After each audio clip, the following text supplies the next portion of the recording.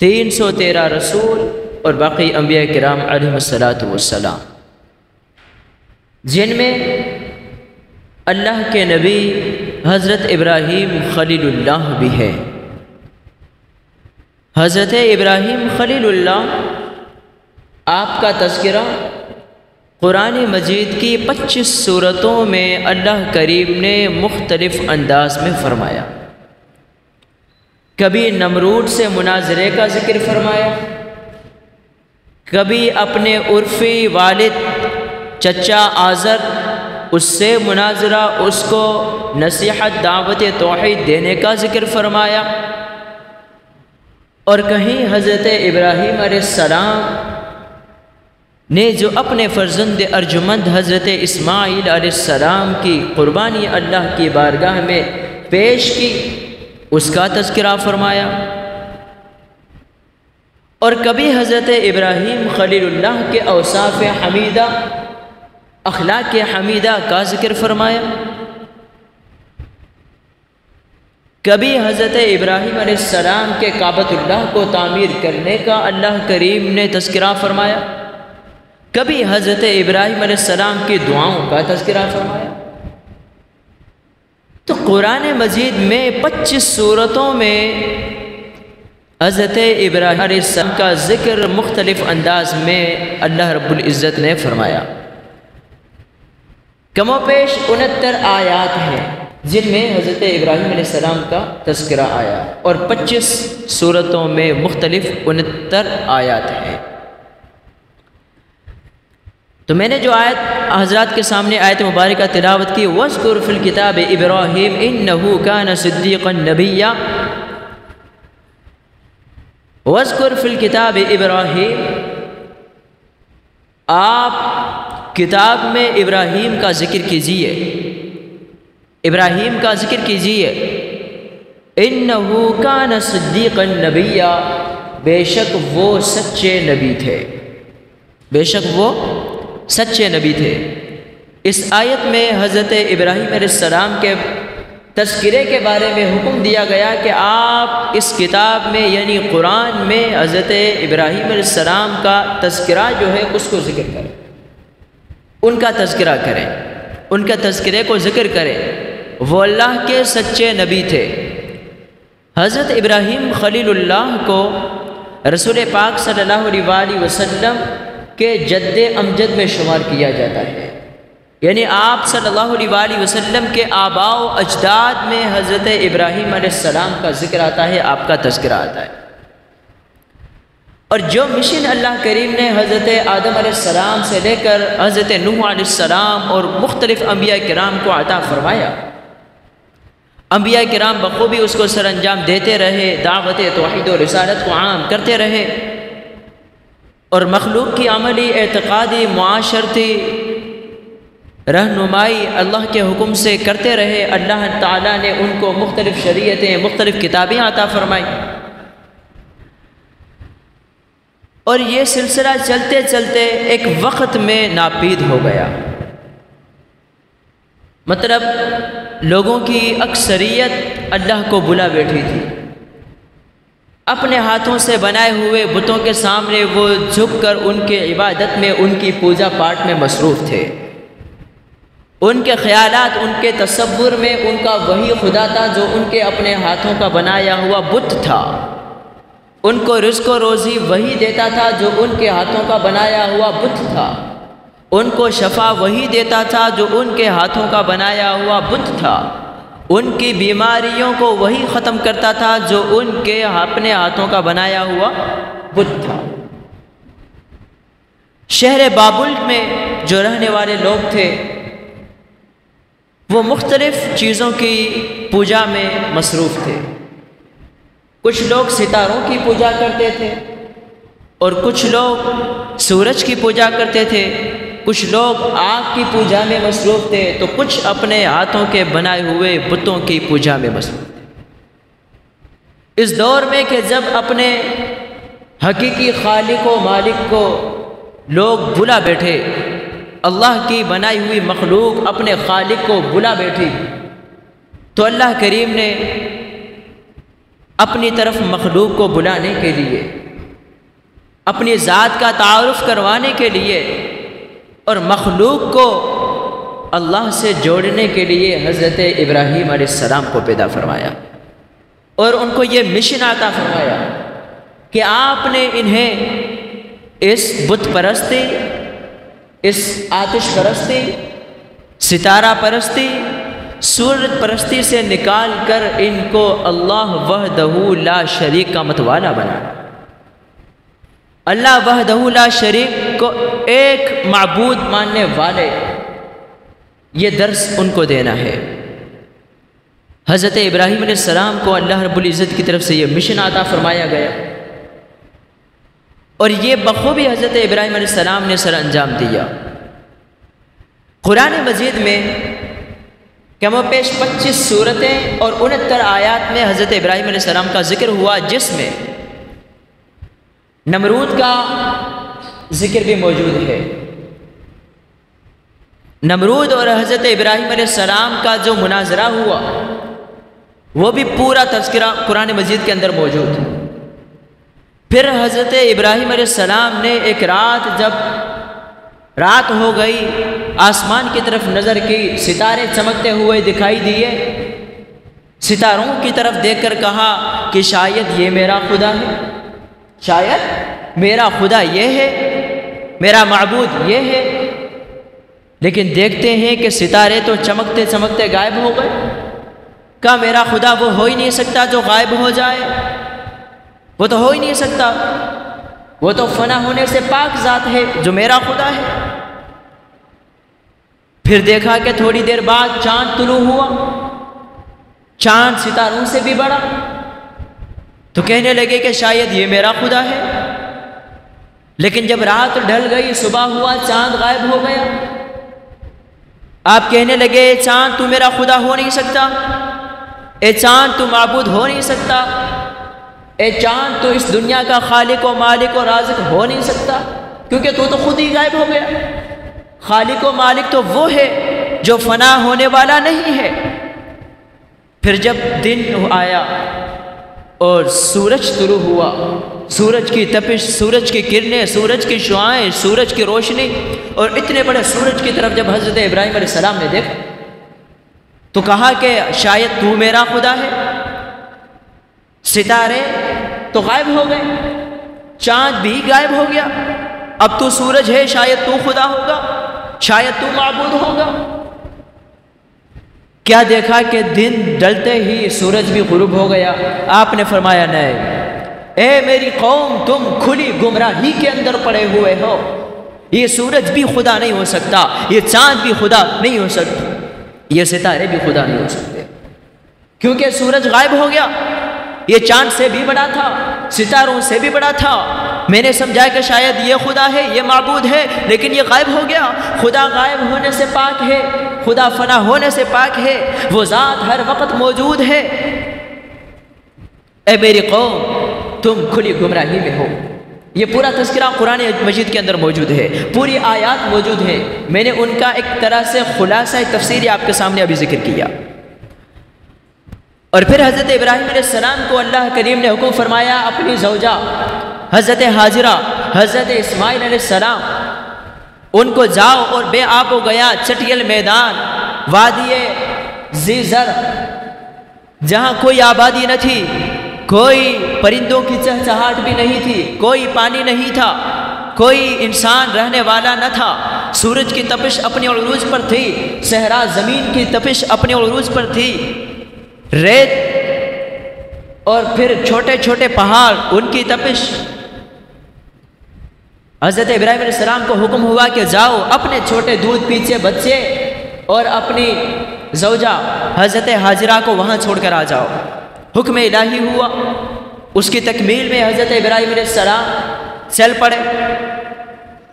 حالانکہ حضرت ابراہیم علیہ السلام کو اللہ کریم نے جو اولاد عطا فرمائی وہ 99 سال کی عمر کے بعد عطا فرمائی، 99 سال 99 سال کی عمر میں اللہ کریم نے انہیں حضرت اسماعیل علیہ السلام کی خوشخبری عطا فرمائی کہ ہم تمہیں ایک فرزند عطا فرمائیں گے جو بڑا حلیم ہوگا، بردبار ہوگا۔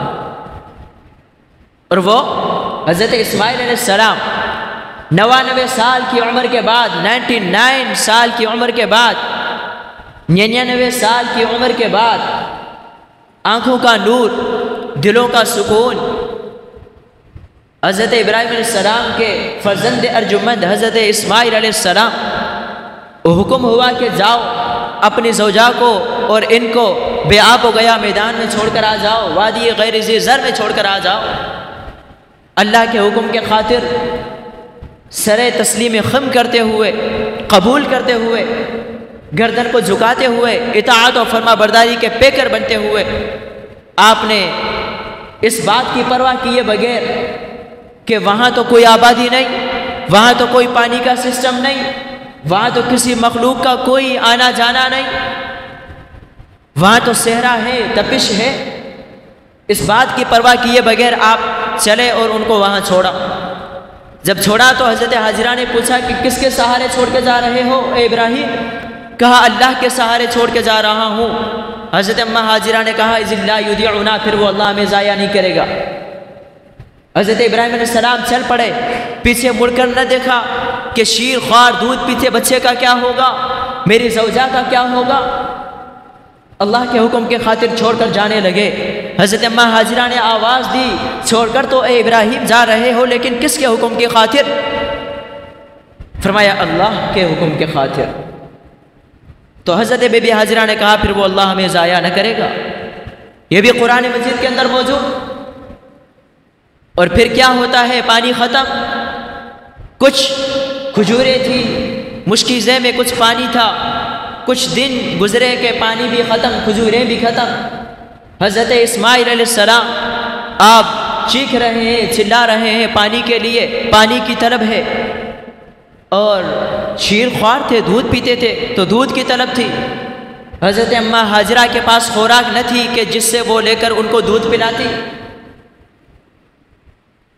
تو پھر اللہ کریم نے یہاں حضرت اسماعیل علیہ السلام کے عظیم الشان معجزے کو ظاہر فرمایا۔ حضرت اماں حاجرہ اس عالم میں پانی تلاش کرنے کے لیے کبھی کوہ صفا پہ جاتی ہیں، کبھی مروہ پہ جاتی ہیں، یوں 7 چکر لگاتی ہیں، اور کبھی اپنے ننھے دودھ پیتے شیر خوار کی طرف دیکھتی ہیں کہ ان کی آنکھوں کی چمک تو باقی ہے، ان کے ہونٹ ابھی تک ہل رہے ہیں پانی کی طلب میں، زبان ابھی تک ان کے باہر نکل رہی ہے، ابھی زندہ تو ہیں۔ پھر دوبارہ جاتی کوہ صفا کی طرف اور مروہ کی طرف، یہاں تک کہ عظیم الشان معجزے کا ظہور ہوا۔ جہاں ان کی ایڑیاں رگڑ رہے تھے وہیں سے پانی کا ایک چشمہ جاری ہوا۔ اماں دوڑ کر آئیں حاجرہ اور پانی کے چشمے کو کہا زم زم، رک جا رک جا، بند باندھ دیا، اور اس پانی کو انہوں نے پیا جس سے انہوں نے خوراک لی۔ اور پھر اس آب زمزم کی برکت یہ ہے کہ یہ بھوک مٹانے کے لیے بھی کام دیتا ہے اور پانی کی پیاس بجھانے کے لیے بھی کام دیتا ہے۔ اب پریکٹیکل کر کے دیکھ لیں، کسی بھائی کے پاس کچھ کھانے پینے کے لیے نہ ہو، کوئی بات نہیں، آب زمزم تو پڑا ہوگا، پی لیجئے، بھوک مٹ جائے گی، آپ کی بھوک ختم ہو جائے گی۔ اس پانی میں اللہ کریم نے یہ برکتیں رکھی ہیں، اور بھی کئی برکات ہیں اس کی۔ اس پانی کا عظیم الشان معجزہ ظہور پذیر ہوا۔ حضرت ابراہیم علیہ السلام چھوڑ کر اللہ کے حکم کے خاطر ان کو چلے گئے۔ پھر قرآن مجید میں حضرت ابراہیم علیہ السلام کا ایک اور مقام پر تذکرہ آیا کہ جہاں نمرود اور اس کی قوم ان کے بت ایک ان کے بڑے بت خانے کے اندر رکھے ہوئے تھے، ساری قوم اپنے میلے پر گئی ہوئی تھی، حضرت ابراہیم علیہ السلام نے کلہاڑا لیا اور جا کر بت خانے کے اندر سارے بتوں کو توڑ ڈالا، کسی کا ناک، کسی کا ہاتھ، کسی کی ٹانگ، کسی کا کان، کسی کے پیر، کسی کی آنکھیں، کسی کے بازو، یہاں تک کہ سارے ان کے جو بت تھے آپ نے ان کو ٹکڑے ٹکڑے کر دیا۔ کلہاڑی بڑے بت کے آپ نے کندھے پر رکھ دی، واپس چلے گئے۔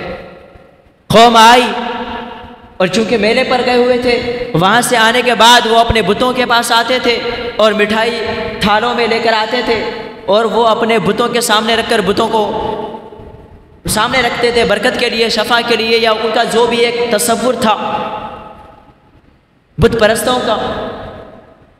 تو انہوں نے جب میلے سے فارغ ہوئے، جب آئے اپنے بت خانے کے اندر، کیا دیکھتے ہیں کہ اب تو معاملہ ہی الٹا پڑا ہے۔ اب تو معاملہ ہی عجیب ہے، ان کی آنکھیں حیرانگی سے پھٹ گئیں، ان کے منہ پھٹ گئے، وہ حیران رہ گئے۔ ایسا کرنے کی جرت کون کر سکتا ہے ہمارے خداؤں کے ساتھ، ہمارے بتوں کے ساتھ؟ کچھ کہنے والوں نے کہا کہ ابراہیم علیہ السلام ہیں، وہ ہمارے بتوں سے نفرت کرتے ہیں، وہ اللہ وحدہ لا شریک کو ماننے کی دعوت دیتے ہیں، اللہ کی توحید و رسالت، اپنی رسالت کا اعلان کرتے ہیں، اللہ کی توحید کی طرف بلاتے ہیں، ہمارے بتوں سے نفرت کرتے ہیں، ہمارے بتوں کو برا بھلا کہتے ہیں، وہ ہوں گے۔ لوگوں نے کہا جاؤ ان کی طرف اور ان سے پوچھو کیا ایسا واقعی ہے؟ جب آئے حضرت ابراہیم علیہ السلام کے پاس، پوچھنے لگے اے ابراہیم تو نے کیا؟ آپ نے کہا مجھ سے کیا پوچھتے ہو، اس بڑے بت سے پوچھو جس کے کندھے پر کلہاڑی موجود ہے، اس بڑے بت سے پوچھو نا، مجھ سے کیا پوچھتے ہو؟ أأنت فعلت هذا بآلهتنا يا إبراهيم قال بل فعله كبيرهم هذا فاسألوهم إن كانوا ينطقون۔ ان بڑے بت سے پوچھو جس کے کندھے پر کلہاڑی موجود ہے اگر یہ بات کر سکیں۔ انہوں نے کہا اے ابراہیم یہ تو بات نہیں کر سکتے، یہ تو نہ سن سکتے نہ بات کر سکتے۔ حضرت ابراہیم علیہ السلام کہنے لگے جب یہ نہ سن سکتے ہیں نہ بات کر سکتے ہیں تو تمہارے خدا کہاں سے ہو گئے، تمہارے معبود کہاں سے ہو گئے؟ تم ان کو اپنا خدا کیسے سمجھ بیٹھے؟ یہ تمہیں شفا کیسے بیماریوں سے دے رہے ہیں، یہ تمہیں رزق کیسے دے رہے ہیں، انہوں نے تمہیں پیدا کیسے کر دیا، یہ عبادت کے لائق کیسے ہو گئے، یہ تمہیں نفع کیسے پہنچا سکتے؟ یہ تو نہ سن رہے ہیں نہ دیکھ رہے ہیں، تم خود کہہ رہے ہو کہ ابراہیم یہ تو بول بھی نہ سکتے، یہ تو سن بھی نہیں سکتے۔ انہوں نے کہا ابراہیم تو نے کیا؟ حضرت ابراہیم علیہ السلام نے فرمایا ہاں، جب یہ بڑا بت بول نہیں سکتا، جب تمہارے منہ اب بند ہو گئے، تمہاری زبانیں گنگ رہ گئیں، تو سنو کہ یہ کام میں نے کیا، تمہارے بتوں کے ٹکڑے ٹکڑے میں نے کیے، کیونکہ تم ان اپنے ہاتھوں کے بنائے ہوئے بتوں کو اپنا خدا سمجھ رہے ہو، جبکہ حقیقی خدا وحدہ لا شریک اللہ کی ذات ہے۔ یہ نہیں ہے تمہارے معبود، یہ نہیں ہے تمہارے خدا۔ یہ بات پہنچائی گئی نمرود تک، بڑا ظالم و جابر بادشاہ تھا۔ قالوا حرقوه وانصروا آلهتكم ان كنتم فاعلين۔ اب آرڈر دیا گیا کہ آگ جلائی جائے، اپنے خداؤں کی مدد کرو۔ یہ جو تمہارے خداؤں کی کٹائی کی گئی ہے، حضرت ابراہیم علیہ السلام نے کلہاڑے سے جو ان پر ضربیں لگائی ہیں توحید کی، اور ان کو فاش فاش کیا، ٹکڑے ٹکڑے کیے، ان خداؤں کی مدد کرتے ہوئے ابراہیم کو آگ میں جلاؤ۔ لکڑیاں جمع کی گئی، بہت بڑی آگ جلائی گئی۔ قلنا یا نار کونی بردا وسلاما علی ابراہیم۔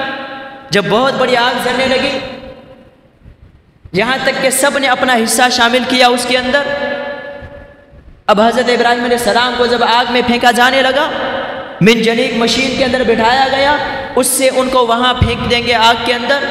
اس وقت فرشتہ آتا ہے جبرائیل، عرض کرتا ہے اے ابراہیم کوئی مدد کی ضرورت ہے، میں تمہاری مدد کروں، کیونکہ یہ سارے اللہ کے دشمن ہیں، یہ تمہارے دشمن ہیں، یہ تمہیں آگ میں ڈال رہے ہیں، آگ میں جلانے کی سازشیں کر رہے ہیں۔ اب آگ تمہارے سامنے ہے، تم من جنیق مشین کے اندر بیٹھے ہو، ابراہیم تمہاری مدد کروں، مدد کی ضرورت ہے۔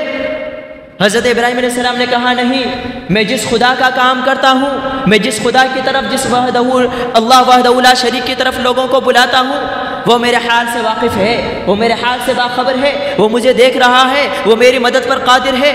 اے جبرائیل مجھے تجھ سے کسی مدد کی ضرورت نہیں ہے۔ حضرت جبرائیل علیہ السلام واپس چلے گئے۔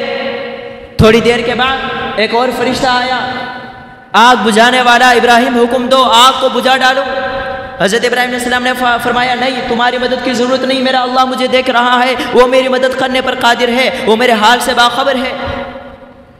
پھر ایسا ہوا کہ جب آگ میں آپ کو پھینکا جانے لگا تو قرآن نے کہا قلنا یا نار کونی بردا وسلاما علی ابراہیم۔ اللہ نے فرمایا اے آگ ٹھنڈی ہو جا، اے آگ ٹھنڈی ہو جا، سلامتی والی ہو جا ابراہیم پر۔ پھر کیا وہ آگ گل و گلزار بن گئی، وہ باغ و بہار بن گئی۔ آپ آگ کے اندر گئے تو وہ اب جلنے والی آگ نہ تھی، وہ تپش والی آگ نہ تھی، وہ گل و گلزار، وہ باغ و بہار بن گیا، جس کے اندر آپ اللہ کی عبادت میں، نماز میں مصروف ہو گئے، عبادت میں مصروف ہو گئے، آگ ٹھنڈی ہو گئی۔ یہ حضرت ابراہیم علیہ السلام کا پورا واقعہ قرآن مجید کے اندر موجود ہے۔ یہ ساری آیتوں کے ترجمے کا خلاصہ آپ کے سامنے، ایک طرح سے آپ کے سامنے خلاصہ میں نے پیش کیا، یہ پورا قرآن مجید کے اندر موجود۔ پھر حضرت ابراہیم علیہ السلام ایک خواب دیکھتے ہیں، 8 ذی الحج کی رات کو کسی کہنے والے نے کہا اپنی سب سے زیادہ قربانی جو تمہیں پسندیدہ چیز ہے، جو تمہیں سب سے زیادہ معزز چیز ہے، اس کی قربانی کرو۔ حضرت ابراہیم علیہ السلام صبح کو سوچ و بچار کرتے ہیں، یہ خواب اللہ کی طرف سے ہے کہ شیطان کی طرف سے؟ سب سے زیادہ جو مجھے چیز عزیز ہے، جو مجھے پسند ہے، جس سے محبت کرتا ہوں، اس کو میں قربان کروں، لیکن یہ خواب ہے کس کی طرف سے؟ سوچ و بچار کر رہے تھے۔ اسی لیے 8 ذی الحج کو کہتے ہیں یوم الترویہ، سوچ و بچار کا دن۔ پھر جب 9 ذی الحج کی رات ہوتی ہے، حضرت ابراہیم علیہ السلام یہی خواب دوبارہ دیکھتے ہیں۔ کسی کہنے والے نے کہا ابراہیم اپنی سب سے زیادہ پیاری چیز کو اللہ کی راہ میں قربان کرو۔ حضرت ابراہیم علیہ السلام جب 9 ذی الحج کو صبح کو اٹھتے ہیں، یقین کر لیتے ہیں، پہچان لیتے ہیں کہ یہ خواب اللہ کی طرف سے ہے، یہ خواب شیطان کی طرف سے نہیں ہے۔ یوم عرفہ کہا جاتا ہے 9 ذی الحج کو پہچاننے کا دن، خواب کو پہچان گئے۔ اور پھر جب 10 ذی الحج کی رات آرام کرتے ہیں، پھر خواب دیکھتے ہیں۔ خواب میں دکھایا جاتا ہے کہ آپ کی سب سے زیادہ جو پیاری چیز ہے، جس سے آپ محبت کرتے ہیں، وہ آپ کے لخت جگر 99 سال کی 99 سال کی عمر گزارنے کے بعد ملنے والے فرزند ارجمند حضرت اسماعیل علیہ السلام ہیں، جن کو آپ اللہ کے حکم کے خاطر ذبح کریں۔ جب صبح ہوتی ہے، آپ ارادہ کر لیتے ہیں کہ آج اپنے بیٹے کی قربانی کرنی ہے، آج اپنے بیٹے کو ذبح کرنا ہے۔ اس لیے کہا جاتا ہے یوم النحر، 10 ذی الحج کو قربانی کا دن، نحر ذبح کا دن۔ آپ نے پکا ارادہ کر لیا، عزم مصمم کر لیا، آج ذبح کرنا ہے، آج قربانی کرنی ہے۔ اور تھوڑی دیر کے بعد تیاری کرتے ہیں، چھری کو تیز کرتے ہیں، اپنے بیٹے کو کہتے ہیں بیٹا تیار ہو جاؤ، کسی دوست کی دعوت پہ جانا ہے۔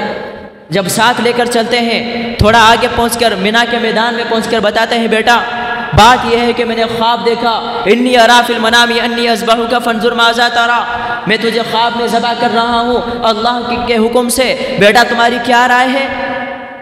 بھلا کوئی باپ بیٹے کو ذبح کر سکتا ہے ایک خواب کے بلبوتے پر؟ لیکن یہاں ابراہیم علیہ السلام تھے، خواب نبی کا تھا، خواب سچا تھا، نبیوں کا خواب جھوٹا ہو نہیں سکتا، نبیوں کا خواب شیطان کی طرف سے ہو نہیں سکتا۔ اور تھے بھی تو ابراہیم علیہ السلام، انہوں نے کوئی ہیلے بہانے نہ بنائے، اللہ کے حکم کی خاطر اپنے گردن کو جھکانے والے تھے، اطاعت و فرما برداری سے سرشار تھے۔ یہ تو ان کی ایک خوشی تھی کہ اللہ نے ان سے کوئی امتحان لیا، کوئی آزمائش لی۔ پھر حضرت ابراہیم علیہ السلام اپنے بیٹے کو جب پوچھتے ہیں تو بیٹے کہتے ہیں اے میرے والد محترم یا ابت افعل ما تؤمر ستجدونی انشاءاللہ من الصابرین، آپ کر ڈالیے وہ جس کا آپ کو اللہ نے حکم دیا، اللہ نے چاہا تو مجھے آپ صبر کرنے والوں میں سے پائیں گے۔ بیٹے بھی ایسے ہوں۔ فرمایا بیٹا کتنا خوبصورت، کتنا اچھا بیٹا ہے، اے باپ کو اللہ نے جو حکم دیا اس کی مدد کرنے میں میرے اتنے معاون شامل ہو رہے ہو، میرے اتنے مددگار شامل ہو رہے ہو، قربان ایسے فرزند ارجمند پر، ایسے بیٹوں پر جو اللہ کے حکم کو پورا کرنے میں والد کے شانہ بشانہ کھڑے ہو جائیں، والد کے ہاں میں ہاں ملائیں۔ پھر کیا ہوا؟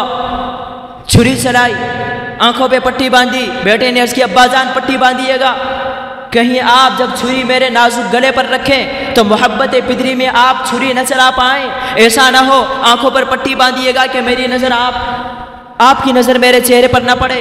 پٹی باندھی، چھری چلائی، نہ چلی۔ حضرت اسماعیل علیہ السلام نے کہا ابا جان آپ میرے ہاتھوں کو باندھ دیجئے، مضبوط رسوں سے میرے پاؤں کو باندھ دیجئے، کہیں ذبح ہوتے وقت مجھے ایسا زیادہ تکلیف ہو تو کہیں میں زیادہ حرکت نہ کروں، میرا ہلنا چلنا تڑپنا کہیں آپ کو تکلیف نہ دے، اس حکم کو پورا کرنے میں کہیں رکاوٹ نہ بن جائے، مجھے مضبوط رسوں سے باندھ دیجئے۔ پھر جب باندھ کے رسی چھری چلائی پھر بھی نہ چلی، کہا ابا جان مجھے الٹا لیٹا دیجئے، میرا سر، میرا جو چہرہ ہے وہ زمین کی طرف کر دیجئے، پھر آپ چھری چلائیے، ہو سکتا ہے کہ چھری چل جائے۔ جب باپ نے حضرت اسماعیل علیہ السلام کو الٹا لیٹایا، ان کی پیشانی جب زمین پر لگی، جب چھری چلائی پھر نہ چلی، اللہ کا حکم ہوا جبرائیل جنت سے مینڈا لو، اسماعیل علیہ السلام کو اٹھاؤ، وہاں وہ مینڈا لیٹا دو۔ حضرت ابراہیم علیہ السلام کہنے لگے چھری چو چلتی کیوں نہیں، چھری چو چلتی کیوں نہیں؟ چھری کو اللہ پاک نے زبان عطا فرمائی، اس کو قوت گویائی عطا فرمائی۔ وہ کہنے لگی کہ خلیل اللہ کہتا ہے چل، خلیل اللہ کہتا ہے چل، جبکہ اللہ پاک فرما رہا ہے کہ نہ چل، اب میں کس کی مانوں؟ اللہ کی مانوں کہ ابراہیم تیری مانوں؟ اللہ فرما رہا ہے کہ چھری آج اپنا کام نہیں کرنا، آج کاٹنا نہیں ہے۔ اے ابراہیم خلیل اللہ تم کہہ رہے ہو کہ کاٹو، اب کس کی مانوں؟ اور چھری کہنے لگی کہ اے ابراہیم میں نہ چلوں، بات یہ نہیں ہے، بات یہ ہے کہ آگ کا کام جلانا ہے کہ نہیں؟ جب ہے تو آگ نے آپ کو کیوں نہ جلایا؟ آگ کا کام تو جلانا تھا لیکن وہ مالک نہ چاہتا تھا، میرا کام تو کاٹنا ہے لیکن آج وہ مالک نہیں چاہ رہا کہ میں آپ کے فرزند ارجمند کے اس نازک گلے پر چلوں۔ اے ابراہیم مجھے آرڈر نہیں ہے، مجھے حکم نہیں ہے۔ یہ بات ابھی چل ہی رہی تھی کہ حضرت جبرائیل علیہ السلام جنت سے مینڈا لے کر آئے، اس کو لٹایا، چھری چل گئی، خون بہہ گیا۔ حضرت ابراہیم علیہ السلام نے شکر ادا کیا، پٹی کھولی تو کیا دیکھتے ہیں کہ حضرت اسماعیل علیہ السلام تو برابر میں کھڑے مسکرائے، وہاں مینڈا ذبح ہوا پڑا ہے۔ اللہ کا شکر ادا کیا، آواز آئی ونادیناہ ان یا ابراہیم، ہم نے آواز دی اے ابراہیم قد صدقت الرؤیا، تو نے اپنے خواب کو سچا کر دکھایا۔ انا کذالک نجزی المحسنین، ہم اسی طرح سے جزا عطا فرماتے ہیں احسان کرنے والوں کو۔ یہ پورا واقعہ، پوری آیات قرآن مجید کے اندر موجود۔ ابھی یہ پورا واقعہ آپ کے سامنے میں نے تفصیل سے پیش نہ کیا، ایک خلاصہ پیش کیا، نمرود والا بھی خلاصہ پیش کیا، حضرت ابراہیم علیہ السلام نے کعبۃ اللہ کی تعمیر کی، اس کا پس منظر، اس کا بھی ایک خلاصہ ہے۔ اس کی پوری اگر مکمل ہم ایک بات پر بیان کریں تو تقریباً ہمیں 8 سے 10 جمعے چاہیے۔ اتنا حضرت ابراہیم علیہ السلام کا ذکر قرآن مجید کے اندر تفصیل کے ساتھ موجود، 25 صورتیں، اس کے اندر 69 آیات کے اندر۔ تو مختصر آیات میں آپ کے سامنے آپ پیش کرنے لگا ہوں حضرت ابراہیم علیہ السلام کے بارے میں۔ اللہ تعالیٰ نے فرمایا وَإِنَّهُمْ عِنْدَنَا لَمِنَ الْمُصْطَفَيْنَ الْأَخْيَارِ، سورہ صاد آیت نمبر 47، بے شک ہمارے نزدیک چنے ہوئے پسندیدہ لوگوں میں سے ہیں کون؟ حضرت ابراہیم علیہ السلام۔ پھر فرمایا سورہ انبیاء آیت نمبر 51 وَلَقَدْ آتَيْنَا إِبْرَاهِيمَ رُشْدَهُ مِنْ قَبْلُ وَكُنَّا بِهِ عَالِمِينَ، بے شک ہم نے ابراہیم کو پہلے ہی سمجھداری عطا فرمائی دی تھی، ہم اسے جانتے تھے۔ یعنی اللہ پاک نے حضرت ابراہیم علیہ السلام کو پہلے دن ہی سے اللہ پاک کو معبود سمجھنے والا بنا دیا تھا، بتوں کی عبادت سے اللہ پاک نے ان کو پاک رکھا تھا، محفوظ رکھا تھا۔ پھر فرمایا اللہ پاک نے ابراہیم ہم تمہیں اس امت کا پیشوا بنائیں گے، سورہ بقرہ آیت نمبر 124 وَإِذِ ابْتَلَىٰ إِبْرَاهِيمَ رَبُّهُ بِكَلِمَاتٍ فَأَتَمَّهُنَّ قَالَ إِنِّي جَاعِلُكَ لِلنَّاسِ إِمَامًا، اللہ پاک نے فرمایا کہ یاد کرو جب ہم نے ابراہیم کو مختلف چیزوں میں، مختلف ذریعوں سے حضرت ابراہیم علیہ السلام کو مختلف باتوں میں آزمایا، چند باتوں میں آزمایا، وہ ان باتوں پر پورے اترے، آزمائشوں پر پورے اترے۔ فرمایا پھر کیا ہوا؟ قال انی جاعلک للناس اماما، حضرت ابراہیم علیہ السلام نے کہا اے اللہ مجھے لوگوں کا پیشوا بنا دے، مقتدا بنا دے، امام بنا دے۔ اللہ پاک نے فرمایا ہاں ابراہیم میں نے تجھے بنا دیا لوگوں کا پیشوا۔ حضرت ابراہیم علیہ السلام اس امت کے لوگوں کے پیشوا ہیں۔ پھر فرمایا قرآن مجید کے اندر ان ابراہیم کان امۃ قانتا للہ حنیفا، بے شک ابراہیم اچھی خصلتوں کے مالک تھے، ایک پیشوا تھے، اللہ کے فرما بردار سے، ہر باطل سے جدا رہنے والے تھے، مشرکوں میں سے نہ تھے، شاکرا لانعمہ، اللہ کے احسانات کا شکر کرنے والے تھے، اجتباہ وہداہ الی صراط مستقیم، اللہ نے فرمایا ہم نے اسے چن لیا اپنی راہ کی طرف، ہم نے اسے دنیا میں بھی بھلائی عطا فرمائی، وَإِنَّهُ فِي الدُّنْيَا وَإِنَّهُ فِي الْآخِرَةِ لَمِنَ الصَّالِحِينَ، ہم نے دنیا میں حضرت ابراہیم علیہ السلام کو بھلائی عطا فرمائی اور آخرت میں بھی وہ میرے صالحین بندوں میں سے ہوں گے۔ مختصر آیات ہیں جو حضرت ابراہیم علیہ السلام کے شان میں اللہ پاک نے بیان فرمائی۔ 25 صورتوں میں 69 آیات ہیں، مختلف انداز سے ان کا تذکرہ قرآن مجید کے اندر کیا گیا۔ یہ جو ہم قربانی کرتے ہیں یہ سنت ابراہیمی ہے، حضرت ابراہیم علیہ السلام کی سنت ہے۔ اس پر انشاءاللہ مزید تفصیل کے ساتھ اگلا جمعۃ المبارک کا ہمارا بیان ہوگا۔